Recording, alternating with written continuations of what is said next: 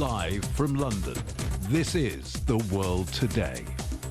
Hello, I'm Robin Dwyer. Welcome to the programme. Our top stories. Israel accused of a massacre. Reports that more than 100 people have been killed while waiting for food aid near Gaza City. Israel says its troops shot at several people after they felt threatened. Its military says it's looking into the incident. Vladimir Putin warns of nuclear conflict if NATO sends troops to Ukraine and vows to boost Russian defences near Sweden and Finland. And an international community just north of Paris. President Emmanuel Macron unveils the Athletes' Village for the 2024 Summer Olympics.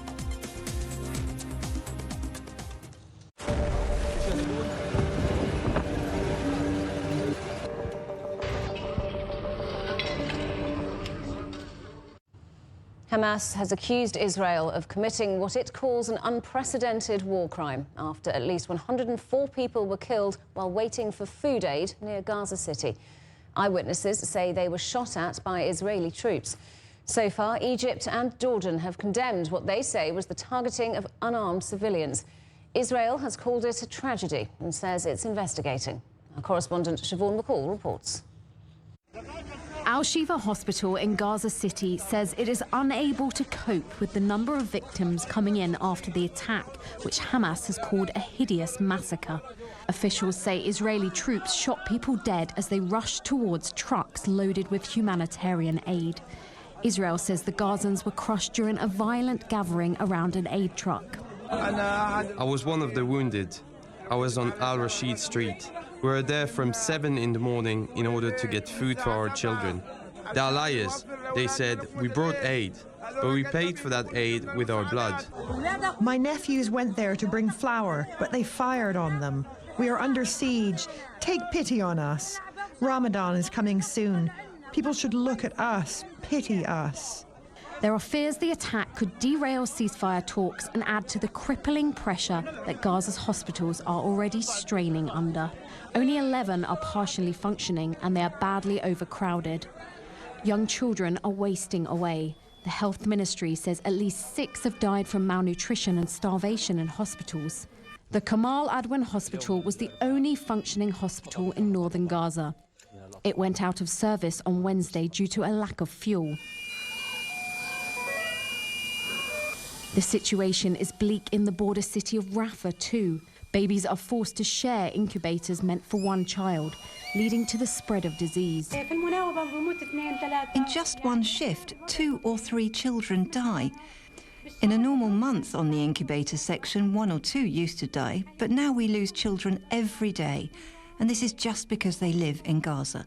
The United Nations says 1/4 of Gaza's population, more than 500,000 people, are one step away from famine. People in northern Gaza have become reliant on a weed known as mallow as their main staple diet. This family have now resorted to eating cactus with its thorns in. Today we can still find cactus, but in a week the cactus will no longer be available and we will live on nothing. Then we will be dead. This is our food now in the northern Gaza Strip. There is nothing else. Everything is gone. Israel denies claims that it is blocking the delivery of aid. It says a convoy of more than 30 trucks carrying food had entered northern Gaza on Wednesday. But a United Nations report showed the volume of aid entering Gaza dropped 50% between January and February. There is growing international concern about the worsening humanitarian situation. France, Egypt and Jordan are among the countries that have resorted to airdropping aid, and the United States is reportedly considering doing the same as the situation becomes increasingly desperate. Siobhan McCall, CGTN. Well, let's go to Gaza now and talk to our correspondent, Noor Harazin, who is in Rafah. Noor, what more do we know about this attack on people trying to get aid in Gaza? Well, yes, in a recent statement by the Palestinian Health Ministry here in Gaza, they said that 104 people were killed in this Israeli attack on the Al-Rashid Street.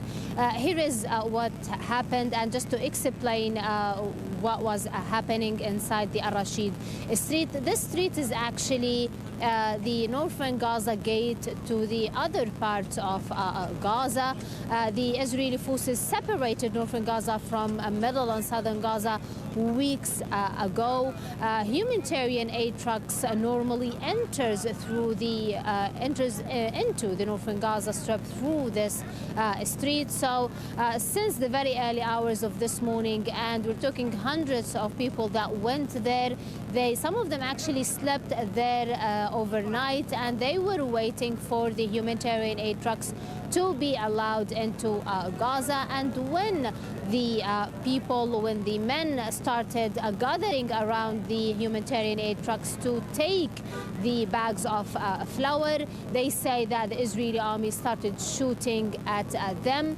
Footage that was published on social media by eyewitnesses shows the number of dead bodies that were carried on the carts, the animal carts, on its way to the Al-Shifa hospital. This is not the first time where actually the Israeli forces attack Palestinians who are gathering, waiting for the aid. It happened before in the Al-Kuwaiti Square in East Gaza, and it happened also repeatedly in Al-Rashid Street over the past weeks. However, the number of the people killed was around 1 to 12 in each incident. This is the first time where the Gaza Strip records such a big number of people killed in an Israeli attack while they were waiting for the aid.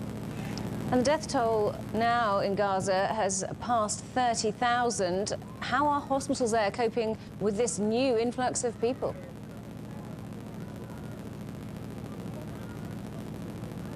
Well, the system inside the hospitals in Gaza has collapsed 2 weeks ago. We are talking about tens of hospitals that were forced to shut down because of the continuous Israeli attacks on them, and also because of the lack of fuel, medicine, and medical supplies. We're talking about dozens of healthcare clinics that also were forced to shut down because of the same reason. So now we have a small number of hospitals that are still operating in Gaza, in northern Gaza.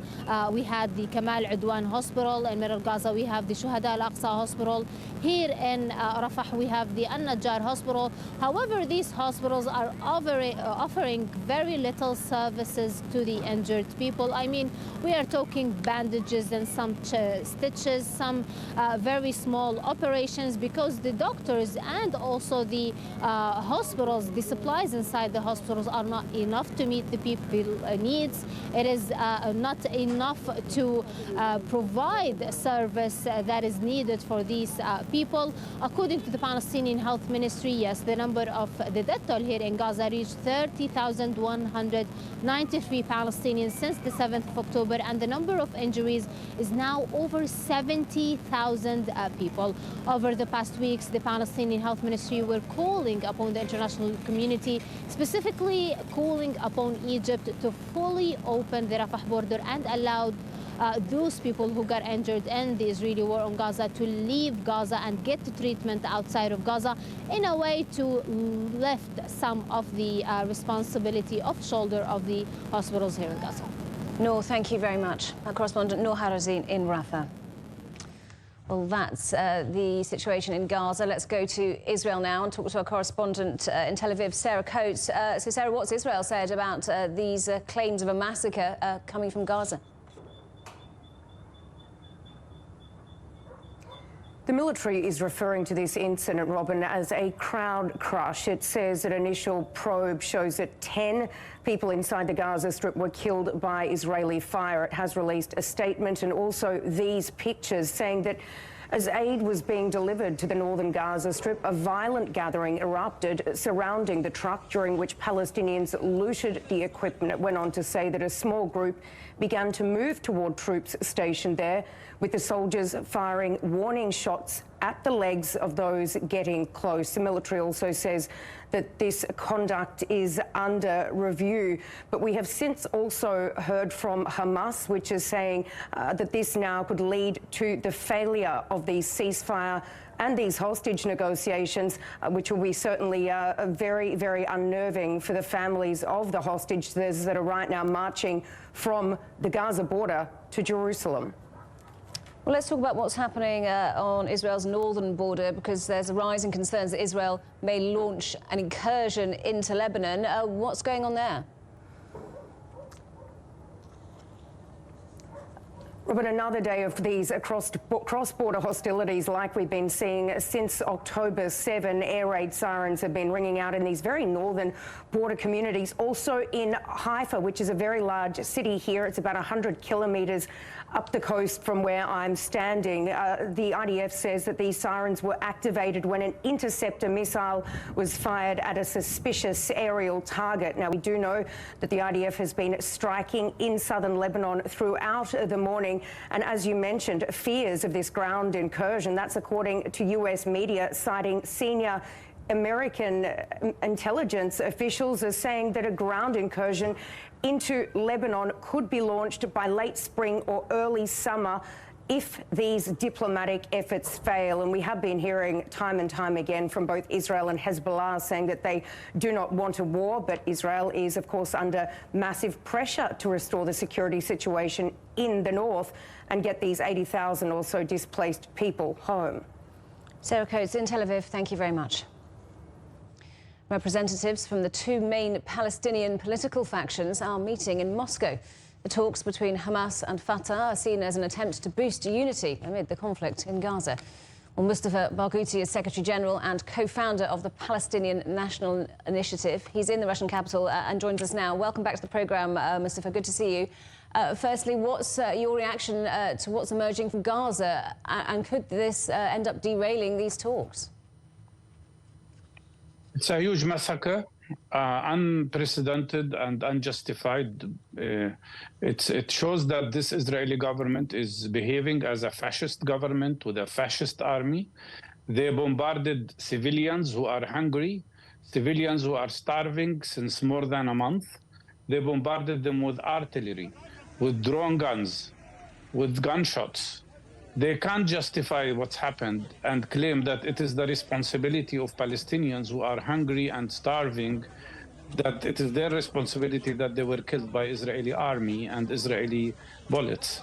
It's totally unacceptable, but it shows how much Israeli army and Israeli government feel complete impunity due to the American support and due to many Western governments not only complicit with Israeli crimes, but practically participating in them. It is totally unacceptable. 104 people killed, more than 760 injured with gunshots. That's a horrible and total massacre.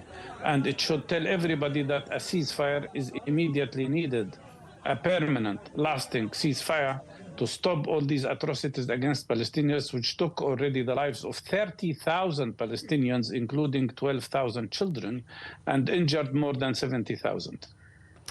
So you're taking part in talks in Moscow with different groups of Palestinians, different factions, huge differences between them, such as whether Israel should be recognized as a state or not. Do you think that ultimately they can come together and work on something like a united government? Absolutely. I think the atmosphere, I am participating in these meetings, and the atmosphere is absolutely positive and constructive. And this new massacre and the other crimes that are committed against Palestinians in Gaza and also in the West Bank, and the new Israeli grab of Palestinian land in the north, in the West Bank, all of that is pushing all the Palestinian groups to understand that we have to be unified, we have to be united, and we should need now a national consensus government that and consolidate the unity within the PLO, to have a unified Palestinian leadership, to stand up to all these atrocities and all these crimes and what is threatening us as people. Because Israel is not only killing us, not only arresting us, not only occupying us, it is trying to destroy the whole Palestinian people through acts of genocide and acts of war crimes that are committed against Palestinians. So you say we have to be unified when it comes to a government, but what would that look like? And is there a place for Hamas, something that Western powers have said that there shouldn't be? It's not up to Western powers to decide what we should have. It's up to us as Palestinian people. We don't tell Americans who should be their president or which party should participate in the government, and they don't have such a right either. So Hamas is part of the Palestinian people, and they have the right to be part of the Palestinian national leadership, and that's what will happen. So how close are you, do you think, to coming to an agreement, and how urgent is an agreement given the situation currently in Gaza? There is an urgency here, but we are taking things step by step. And what we want here is to really achieve a very solid agreement. And that's exactly what we are doing. I am quite hopeful that this time we might reach solid ground for Palestinian unity. Mustafa Barghouti, thank you very much for sharing your views today. That's Mustafa Barghouti from the Palestinian National Initiative. Thank you. You're watching CGTN. Still ahead. French President Emmanuel Macron unveils the Athletes' Village for the 2024 Summer Olympics, where the emphasis is on socialising.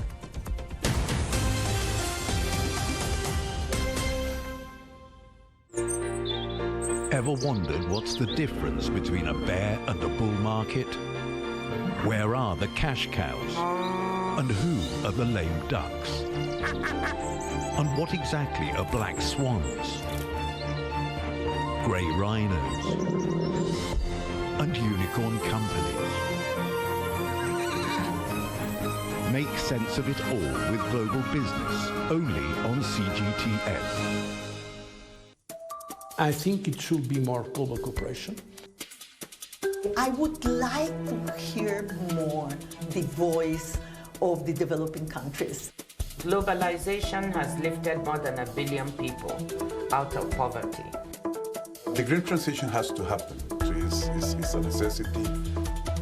Well, China and the United States are important powers in the world.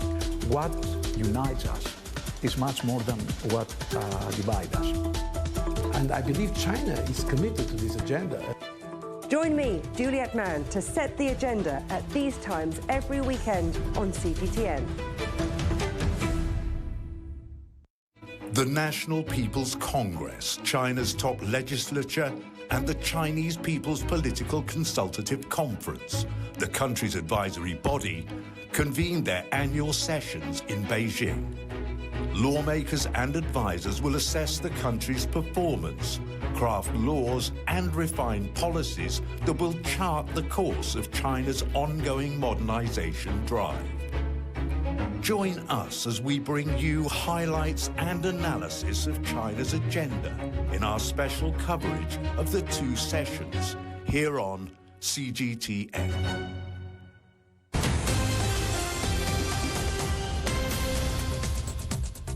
Welcome back. A reminder of our headlines. Israel accused of a massacre. Reports that more than 100 people have been killed while waiting for food aid near Gaza City. Israel says its troops shot at several people after they felt threatened. Its military says it's looking into the incident. Russian President Vladimir Putin is warning NATO countries that they risk nuclear war if they send troops to Ukraine. He also said that Russia would increase its military presence on its borders with NATO members. Putin was making his annual address to Parliament and the country's elite 2 weeks before presidential elections. Well, let's talk now to our correspondent, Dasha Chernyshova, who's in Moscow. So, Dasha, this was a pretty long, wide-ranging speech from Vladimir Putin. What else did he say about the war in Ukraine? Well, indeed, the Russian president has devoted a big part of this speech to the conflict in Ukraine. He did say that when it started, he was supported by the large majority of the Russian population. He also has said that the Western countries have been trying to undermine Russia, saying that the Western countries are not interested in strong Russia, but also noted that to defend the Russian sovereignty, Moscow needs to beef up its military potential. Having said that, he said that some of the most sophisticated weapons such as the Zircon and Kinjal missile complexes are already in use and have proven to be efficient in Ukraine. He also has stressed that all the other countries that seek to defeat Russia strategically will not succeed, and therefore he suggested that Moscow is interested in the strategic stability talks with the United States. But having said that, he stressed that was not an easy task because it is the US elites that were not interested in those talks with Russia. He also accused the Western countries of starting the arms race. He said the plan was, as in 1980s, to exhaust Russia, but according to the Russian president, that would not happen. And obviously the Russian president has once again used the nuclear rhetoric, addressing the proposal of the Western countries to possibly send NATO troops to Ukraine. He sent a very strong warning to that. We also have weapons. They know about this, as I just said. We also have a weapon that can hit targets on their territory. And they should understand that what they are doing now, trying to scare the whole world, it does risk a conflict with nuclear weapons, which means the destruction of civilization. Don't they understand this, or what? And Dasha, there was an appeal last night from the Moldovan breakaway region of Transnistria to Moscow for protection. What's that about? Well, indeed, a very interesting development. We understand that the lawmakers in Transnistria have indeed applied to Russia for the political diplomatic measures to be intensified when it comes to the settlement of the Transnistria issue. We understand that this appeal has been made to the Russian Foreign Ministry, and the spokesperson for the Russian Foreign Ministry said that Moscow is carefully considering all such appeals, that the interest of people in Transnistria is one of the priorities for Moscow, and that's why Moscow is carefully studying what is in there. We also have heard from the authorities in Moldova saying that it was all about propaganda, and at the moment they do not see any escalation and destabilization of the situation in Transnistria region. Having said that, the authorities in Transnistria have decided to apply to Moscow because Moscow is one of the countries which is involved into the international process of settling the problem of Transnistria, the so-called 5+2 format, where Russia, along with Ukraine, is one of the guarantors and intermediaries. Dasha Chernysheva in Moscow, thank you very much. Striking trainee doctors in South Korea have mostly ignored a government deadline to return to work. They've been threatened with having their licences suspended if they didn't end the mass walkout by Thursday. The doctors are protesting against plans to boost medical school admissions and say the government must first offer better pay and working conditions. US President Joe Biden and likely challenger Donald Trump are making separate visits to the US-Mexico border to outline their positions on immigration. 2.5 million people crossed into the United States illegally last year. The issue is polarizing voter opinion before the presidential election later this year. One person has died in the US state of Texas, where residents were evacuated from their homes because of a rapidly spreading wildfire. Hundreds of firefighters are battling the flames northeast of the city of Amarillo. It's said to be the second largest wildfire in the state's history, fueled by dry grass and strong winds. In France, lawmakers celebrated as the Senate voted overwhelmingly to enshrine women's right to abortion into the Constitution. The proposal won by 267 votes to 50 after being approved by the lower house. Abortion's been legal in France since 1974, but pressure has grown to cement it into law. There will now be a repeat of the vote next week. If more than 3/5 are in favour, there'll be no need to put it to a referendum. The construction of the Paris 2024 Athletes' Village has officially come to an end, and the building firm behind it has handed over the keys to the organising committee. French President Emmanuel Macron made a trip to the village, where more than 14,000 Olympians and 9,000 Paralympians will be living this summer. Our correspondent Ross Cullen reports. As the Games gets ever closer, more and more facilities are being readied, and the latest to open, the Athletes' Village in the northern Paris suburbs. It's been designed with the athletes' needs in mind because international competitors took part in the design process. For example, there are no kitchen facilities in the rooms. Instead, 2 24-hour restaurants on site, being able to serve some 3,000 people at any one time, more than 40,000 meals a day. In the rooms themselves, the beds are made from cardboard, which is going to be recycled after the Games. There is a 24-hour medical centre on site, a building offering services such as prosthetics repair or wheelchair maintenance for Paralympians. As you can imagine, a 24-hour access gym for warm-up and cool-down, supermarket and a post office on site to try to give more of a villagey feel. And also on Thursday, the President Emmanuel Macron paid a trip to see the Athletes' Village for himself.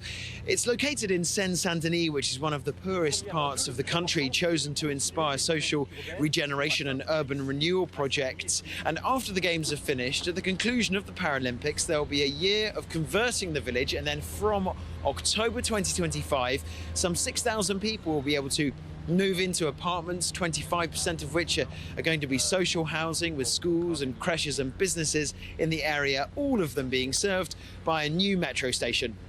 Ross Cullen, CGTN, Paris. The headlines again.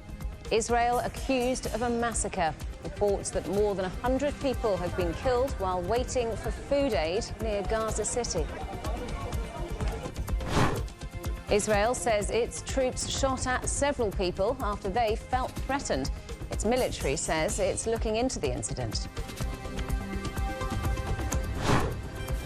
And Russian President Vladimir Putin warns of nuclear conflict if NATO sends troops to Ukraine, and vows to boost Russian defences near Sweden and Finland. And that is The World Today. Thank you for watching. There's more news on CGTN Europe's channel on the Telegram app, or scan the QR code on the screen to get stories and updates sent direct to your phone. We're back with more news at the top of the hour. Coming up next, it's World Insight. For now, from all of the team in London, it's goodbye.